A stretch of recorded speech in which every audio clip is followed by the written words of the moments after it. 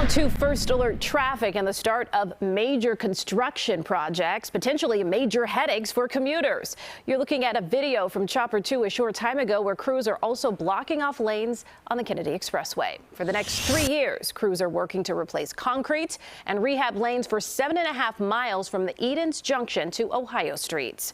CBS 2's Chris Tye is live near the Montrose exit with more on how you can avoid the mess. Chris.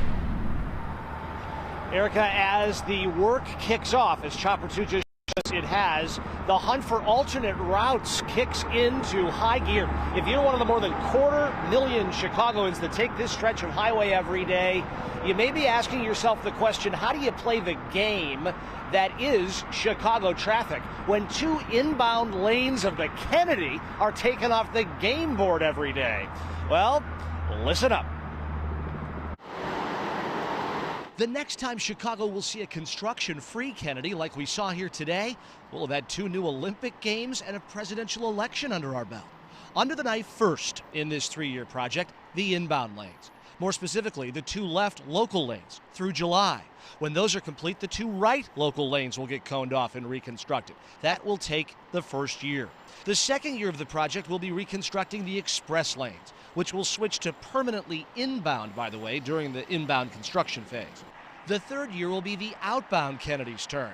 When your iPhone's traffic map shows red on the Kennedy like this, the best alternative will be Elston, just north of the Expressway. It's the most direct Plan B and likely to be the most congested until 2026. Milwaukee Avenue, just south of the Expressway, also a solid alternative, but it has extensive construction of its own. And for those closest to the lakeshore, DuSable Lakeshore Drive going to be a very attractive route and used a lot more than it is now.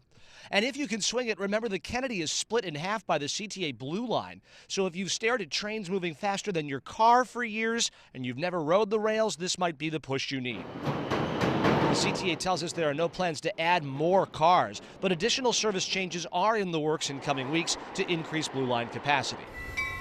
Metra also preparing for a spike in passengers as a 3-year new normal begins to roll. And again, this is a live look at Chopper 2 as the long road to pothole-free Kennedy driving begins. And as the work kicks off, you're probably going to need to find your own particular way to make this work for you. If you live on the northwest side, that might mean going south to the Eisenhower and taking 290 in. This really is unprecedented in modern times around here. Some of these stretches of roadway haven't seen new pavement in 30 to 50 years. Erica, this is a project that costs $150 million.